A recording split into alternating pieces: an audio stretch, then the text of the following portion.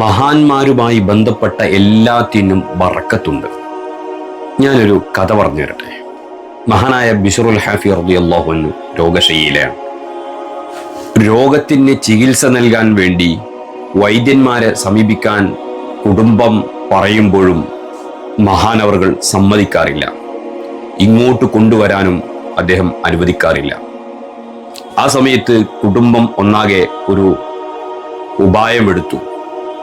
മഹാനവറുകളുടെ മൂത്രം കൊണ്ടുപോയി പരിശോധിപ്പിക്കുക, എന്നിട്ട് ചികിത്സ നൽകാം.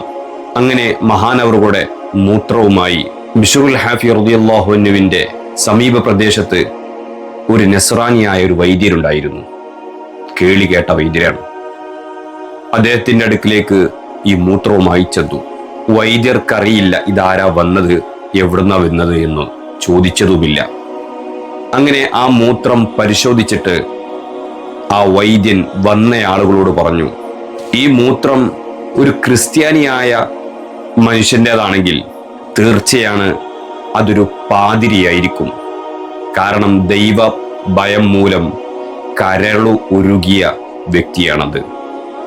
ഇനി അതല്ല ഒരു മുസ്ലിം സഹോദരനാണെങ്കിൽ തീർച്ചയാണ് അത് ബിശ്റുൽ ഹാഫി ആയിരിക്കും. കാരണം അത്രത്തോളം ദൈവഭയമുള്ള ഒരാൾ ഈ ഭൂലോകത്ത് വേറെ ഇല്ലേ ഇല്ല. ഇത് കേൾക്കേണ്ട താമസം അവർ പറഞ്ഞു, ശരിയാണ്, ഇത് ബിശ്റുൽ ഹാഫിയുടേതാണ്. ഉടനെ വൈദ്യർ ഷഹാദത്ത് കലിമ ചൊല്ലി ഇസ്ലാമിലേക്ക് വന്നു. അങ്ങനെ കുടുംബം മഹാനായ ബിശ്റുൽ ഹാഫി റളിയല്ലാഹു അൻഹുവിന്റെ അടുക്കിലേക്ക് ചെന്ന സമയത്ത് ബിശ്റുൽ ഹാഫി റളിയല്ലാഹു അൻഹു ചിരിച്ചുകൊണ്ട് അവരോട് ചോദിച്ചു, വൈദ്യർ മുസ്ലിമായി അല്ലേ? അത്ഭുതത്തോടെ കുടുംബം ചോദിച്ചു, നിങ്ങൾ എങ്ങനെ ഇതറിഞ്ഞു? അപ്പോ മഹാനായ ബിശ്റുൽ ഹാഫി റളിയല്ലാഹു അൻഹു പറഞ്ഞു, നിങ്ങൾ പോയതിനു ശേഷം ഞാൻ ഒരു അശരീരി കേട്ടു. നിങ്ങളുടെ മൂത്രത്തിന്റെ ബർക്കത്ത് കൊണ്ട് ആ വൈദ്യരെ മുസ്ലിമായിരിക്കുന്നു എന്ന്. അതാണ് ബിശ്റുൽ ഹാഫി റളിയല്ലാഹു അൻഹു. മഹാന്മാർ അങ്ങനെയാണ്. ആ രോഗശയ്യയിൽ മഹാനവറുകൾ റബ്ബിന്റെ റഹ്മത്തിലേക്ക് യാത്രയായി.